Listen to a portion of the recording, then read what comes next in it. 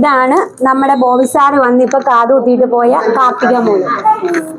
കാർത്തിക ദേവി എന്നാണ് കേട്ടോ പേര്. കാരണം എന്റെ പേര് ദേവി എന്നാണ്, അതുകൊണ്ടാണ് കാർത്തിക മോളെ എന്ന് വിളിച്ചത്.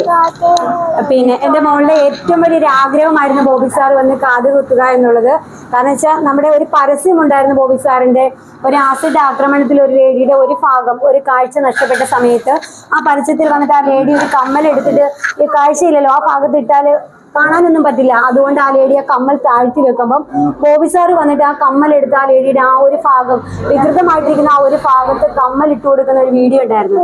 അത് കണ്ടിട്ടാണ് എൻ്റെ മോള് ഈ ഒരു ആഗ്രഹം അന്ന് തൊട്ട് മനസ്സിൽ കുറിച്ചിട്ടത്. പക്ഷേ ഞങ്ങളൊക്കെ വിചാരിച്ച് നടക്കത്തില്ല എന്ന്. കാരണം പലവട്ടം ഞങ്ങൾ RTP ഒക്കെ പോകുന്നെങ്കിലും ഞങ്ങൾ ഫിജിക്കാട്ട് ചെയ്യുന്നവരാണ്. അപ്പൊ RTP ഒക്കെ പോകുമ്പോഴും ഞങ്ങളിത് ബോബി സാറിന്റെ ബെന്നി സാറിനെയൊക്കെ അറിയിക്കാറുണ്ട്. കാരണം വെച്ചാൽ നേരിട്ട് അദ്ദേഹം പറയട്ടേന്ന്. അപ്പൊ എൻ്റെ അടുത്ത് പറഞ്ഞു നമുക്ക് തൃശ്ശൂരോട്ട് കൊണ്ടുപോയി അവളെ കൊണ്ടുപോയി കാത് കുത്തിക്കാന്ന് പറഞ്ഞു. കാരണം ബോബി സാർ ആദ്യമായിട്ടാണ് ഒരു കുട്ടിക്ക് കാത്